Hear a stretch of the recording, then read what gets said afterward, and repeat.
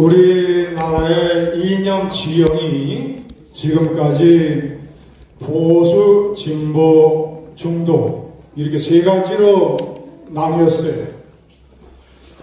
그런데 윤석열 비상계엄을 계기로 네 개로 이제는 바꿔야 됩니다. 맨 왼쪽에 이 극우, 꼴보, 그 다음이 합리적 보수, 그 다음이 중도, 진보.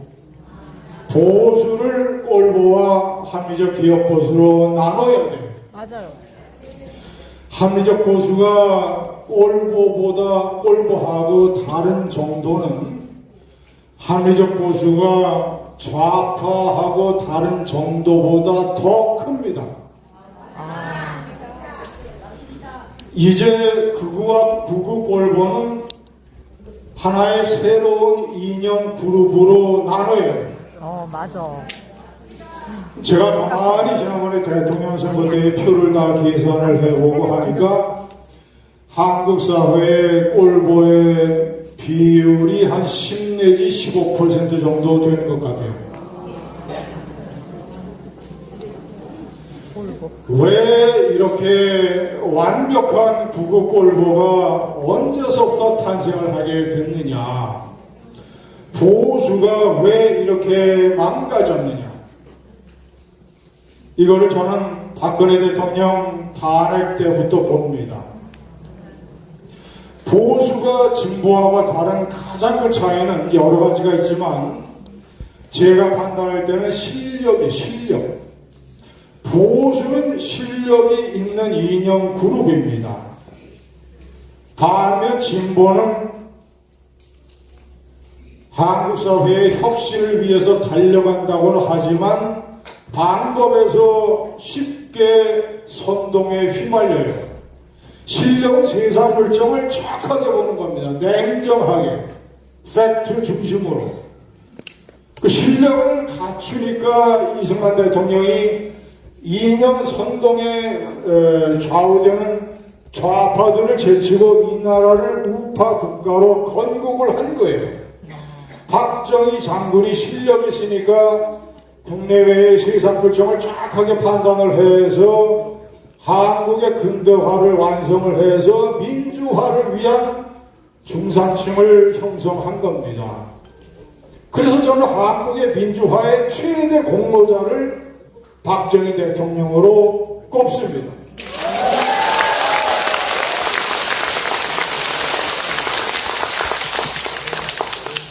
보수의 가장 큰 특장은 실력입니다. 실력.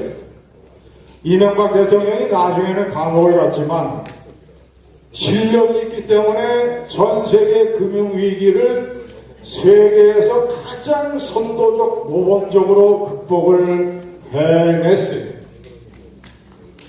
그런데 박근혜 대통령이 탄핵이 되면서 보수가 이 가장 큰 실력이라고 하는 특장을 잃어버리게 됩니다. 왜냐? 너무 탄핵이라고 하는 것이 트라우마가 심했기 때문에 정신적인 충격을 너무 깊게 받은 거예요.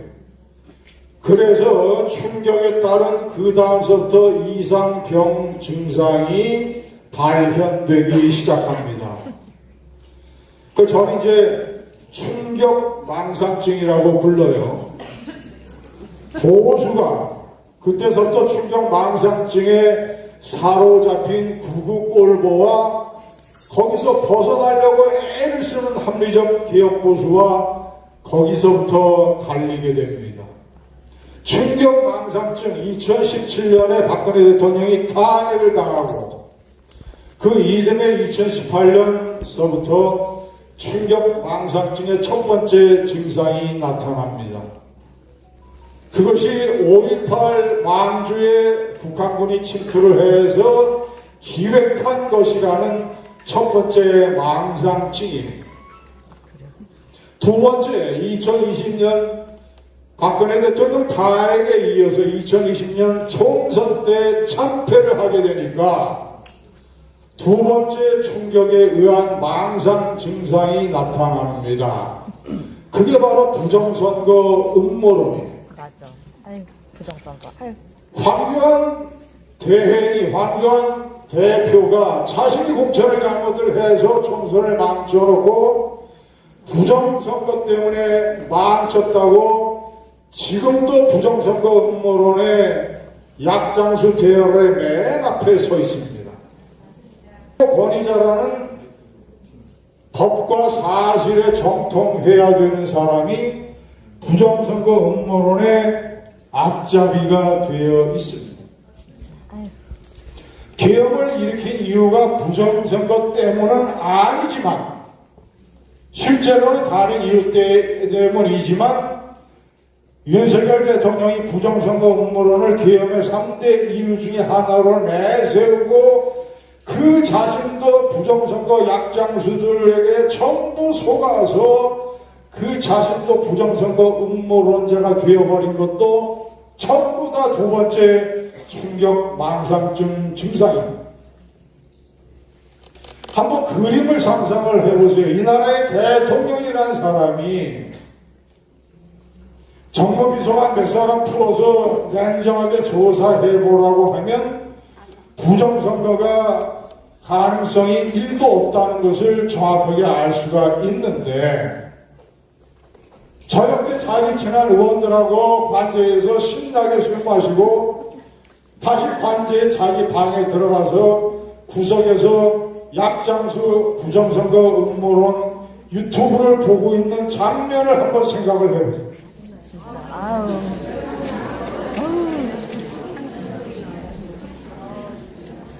이게 이 나라의 모습이었고 지금의 모습이고 지금 감옥의 모습입니다.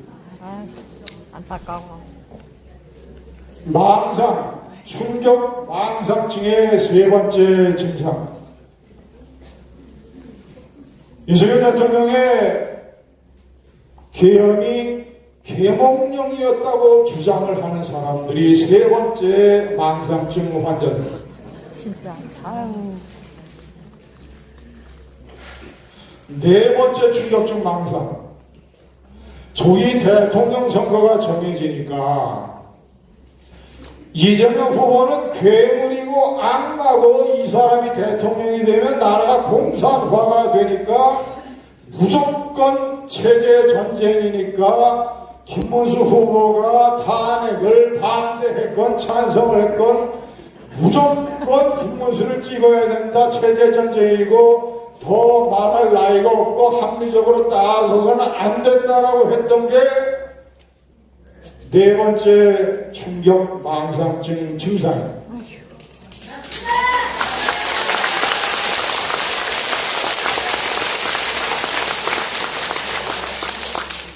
지금 나라가 공산화가 됐습니까? 아니요.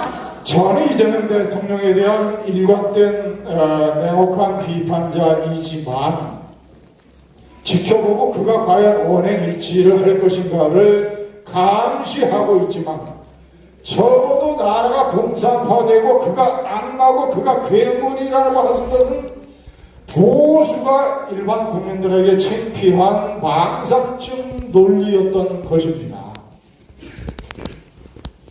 다섯 번째 충격 망상증 증상을 꼽자면 지금 윤석열 대통령이 평양에 드론까지 띄워가지고 무력 도발을 유도를 해서 나와 내 가족을 지키기 위해서 비상계엄을 내려야 되겠다라고 기획했던 것이 거의 사실로 드러나고 있어요.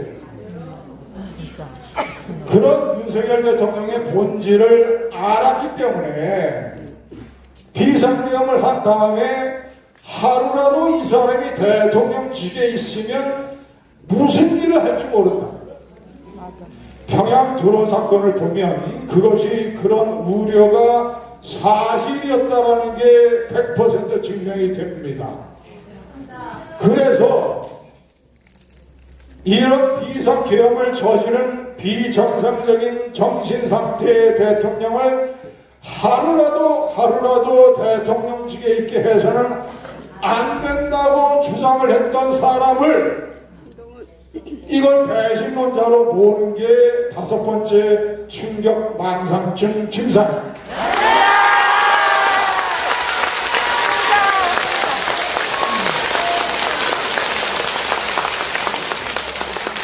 만약에 그때 그 지도자와 그리고 그를 따랐던 의원들, 그리고 신속하게 담을 넘었던 여야 의원들, 이런 사람들이 계엄을 신속히 해제하고 조기 하야를 압박하고 그 말을 듣지 않으니까 바로 탄핵 소추를 해버리지 않았더라면 북한의 무력 도발 때 천안함 때 46명이 죽었습니다. 연평도 포격 도발 때 4명이 죽었어요. 만약에 북한이 장사정포로 도발을 했다면 수십 명, 수백 명이 죽었을지 모릅니다. 그래서 그때 나라를 구한 지도자와 그 그룹을 배신자로 몰고 가서 대선 후보 경선 사기 때 이 사람은 무조건 당선시켜서는 안 된다고 해서 희대의 한독수 노역 경선 사기를 벌인 것.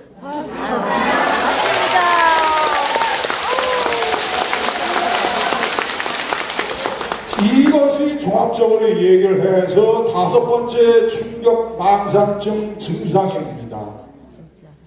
보수 역사상 도저히 이해가 안 되고 설명이 안 되는 일이 지금 극우 친윤 꼴보 그룹에서 바로 몇 주, 몇 달 전에 일어났던 것입니다.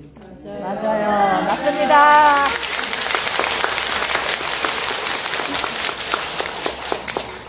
보수가 이렇게 망가져서 이제는 5번째 충격 망상증 증상까지 벌어지고 또 어떤 6번째, 7번째가 나타날지 모르겠어요. 화불단행이란 말이 있습니다. 화는 절대 혼자 오지 않는다. 2번째, 3번째, 4번째 화를 손잡고 온다는 말이 있어요. 돌이켜보면 그래도 보수가 정권을 넘겨주지 않고 대통령 자리를 고수할 수 있었던 황금 같은 기회들이 있었습니다. 맞아요. 중간마다 제가 근거만 서너 개를 말씀을 드리면 모든 재앙의 시초가 됐던 강서구청장 선거 17% 패망, 그 신호를 받아들이고 국민의힘의 합리적 개혁 보수 세력들이 정통운동이라도 일으켜서 친윤계를 압박하고 윤석열 대통령을 변화시키려고 하는 노력을 왜 못했는가? 총선 비대위원장, 당대표, 총선 패배의 교훈이 있는데 위험한 지도자를 왜 코너에 물고 낙마시켰는가? 맞습니다.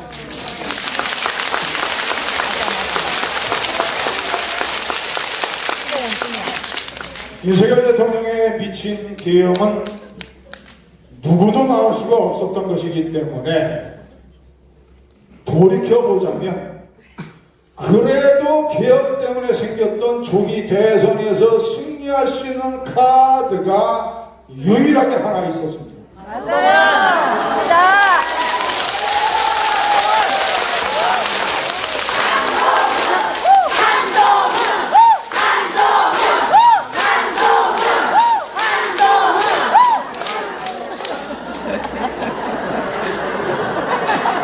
한동안 콘서트가 아니라 김호중 이명훈 콘서트라고 제가 말씀드렸습니다. 4월 4일 윤석열 대통령이 파면당하고 며칠 후에 김문수 후보가 출마 선언을 하게 됩니다. 출마 선언 이틀 전에 제가 김문수 후보에게 얘기를 했습니다. 제가 그가 초선의원을 때부터 제가 중앙일보 정치부 기자를 할 때부터 알고 지내고 밥도 많이 먹고 대화를 많이 했던 사람이기 때문에 제가 평생 정치인에게 그런 어드바이스를 한 것은 처음이었어요. 보수를 살릴 수 있고 정권을 지킬 수 있는 유일한 길이 있다. 탄핵 반대 후보가 대통령 선거 후보가 되면 절대 안 된다. 100% 필패다. 맞아요. 김문수 후보 당시에는 가장 거세게 탄핵을 반대했던 후보다. 맞아요. 그러니 여론조사에서 1등 나온다고 자만하지 마시라. 여론조사는 한때의 거품이요 한때의 꽃이요 스쳐가는 바람이다.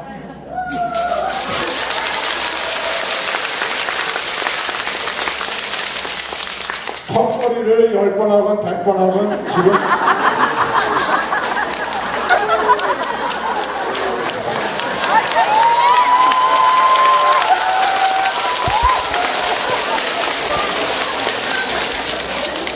지금 김 장관께서는 74세입니다.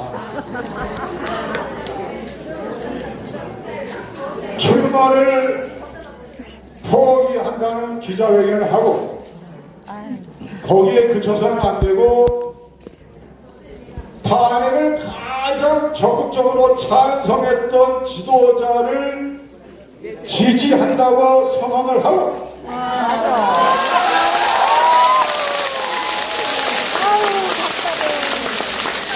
거기서 그쳐서도 안 되고 몸을 극우 골목 쪽으로 돌려서 그 탄핵을 찬성했던 지도자에게 씌우는 배신자 프레임을 당신이 걷어내라.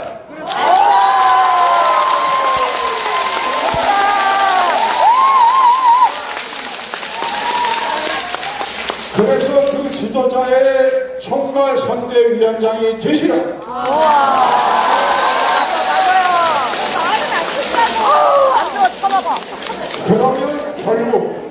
그러면 결국 그 지도자의 바람이 태풍이 되고 맞아.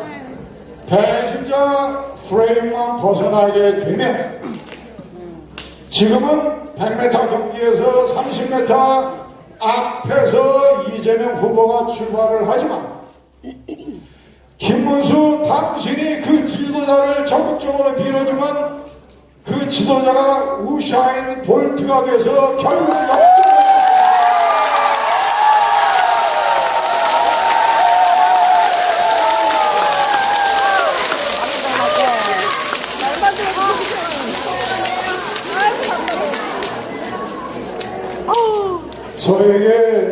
저에게 감사합니다.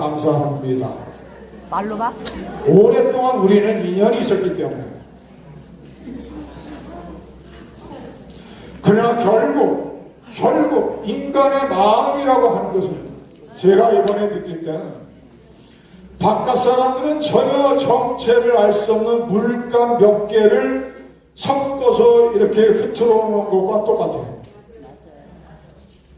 열길 물속 알아도 사람 마음 모릅니다. 결국은 김문수 후보가 결국은 자기 인생에 자기 대통령 출마 놀이 한번 못 해봤기 때문에 결국은 저는 노쇠한 보역을 보였다고 생각을 합니다.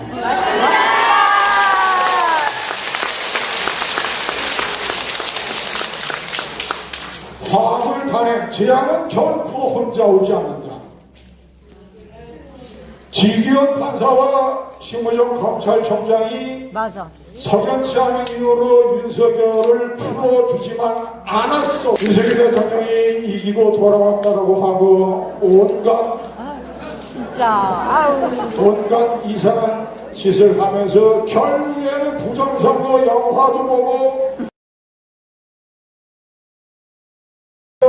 아주 비싼 밥을 먹으면서 자기의 부당한 명령에 희생된 사령관들은 깜빵에서 콩밥을 먹고 있는데 진짜. 그 호사스러운 사진을 전 세계에 공개하니까 진짜. 어떤 미친 유권자가 대통령 선거 때 국민의힘에 표를 주겠습니까?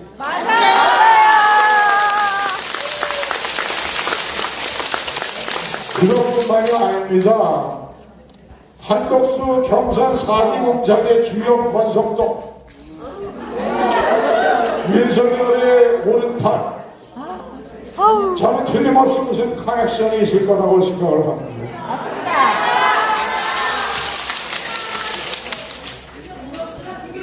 나의 탄핵을 강력하게 찬성했던 그 지도자만큼은 절대로 대통령 후보가 되지 못하게 만들었습니다. 나쁜 인간. 아유, 이런 커넥션과 공작의 무대에서 한덕수 어나더 노역의 아유, 기가 막힌 어떤 수단과 어떤 방법으로든지 역사의 뒷간에 가서 앉아서 쪼그라 있도록 만들어야 합니다.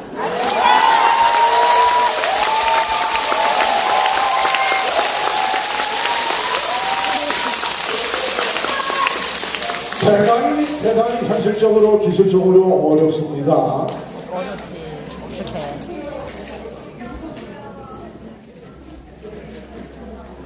영남 대구 경북의 순위 중진을 딱하니 원내대표로 뽑았습니다.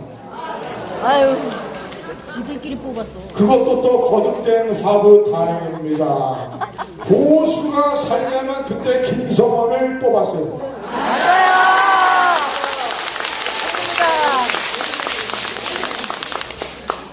비대위원장의 TK 중진, 사무총장의 윤석열 대통령이 부인산 상가의 지방에서 직접 조문을 했던 최측근 검찰 후배 진윤계, 정식위장의 한남동의 나경원 의원과 아주 세트로 그냥 그저 진윤 꼴보 극으로 지도부를 구성한 다음에 이제 어나더 TK 또 마지막 인생의 노역을 불태우려고 하는 TK 전직 대통령 후보가 당대표가 되려고 합니다.